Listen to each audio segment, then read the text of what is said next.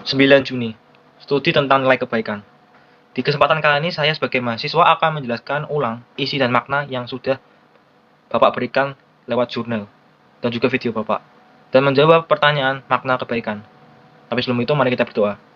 Terima kasih Yesus, puji Tuhan Engkau telah memberkati saat tidur yang nyenyak. Pagi ini saya bangun dengan tubuh yang bugar, berkatilah hari ini ya Tuhan agar setiap aktivitas yang saya jalani dapat berjalan lancar sesuai dengan kehendak-Mu. Haleluya, amin.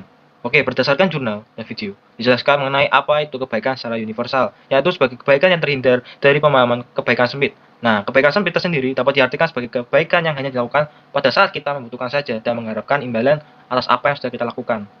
Tentu, kebaikan universal juga merupakan kebaikan yang menentang sifat merasa paling baik, ya.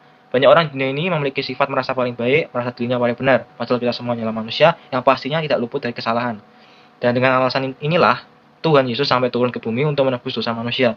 Selagi kita masih tinggal di dunia, kita akan selalu berhubungan dengan orang lain. Dan selama kita masih hidup, kita tidak akan pernah berhenti belajar. Jadi kita harus terus menerapkan sikap mindset yang terbuka dan jangan merasa paling benar sendiri, agar tercipta kehidupan manusia yang dipenuhi kebaikan universal.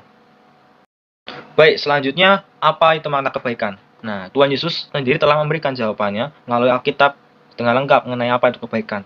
Tuhan telah menciptakan kita untuk menunjukkan kebaikan kepada semua orang tanpa memandang bulu.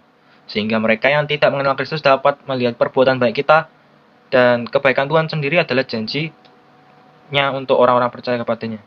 Kita akan mulai baca ayat-ayat berikut ini, ya.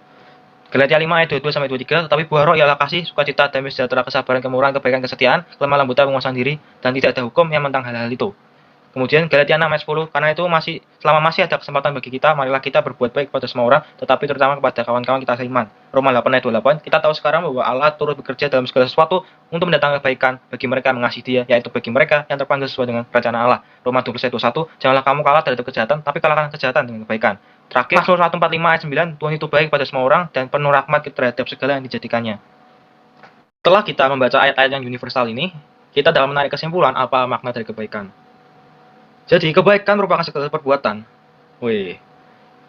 Jadi kebaikan merupakan segala perbuatan baik kepada semua orang tanpa terkecuali. Karena Tuhan telah menunjukkan kemurahan hatinya kepada kita, orang-orang berdosa ini.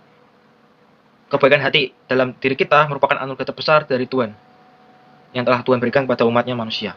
Maka dari itu jangan berhenti untuk selalu berbuat baik kepada siapapun yang kita temui. Kita ulangi lagi kesimpulannya supaya kita ingat masing-masing bersama. Kebaikan merupakan segala suatu perbuatan baik pada semua orang tanpa terkecuali. Oke, mari kita berdoa.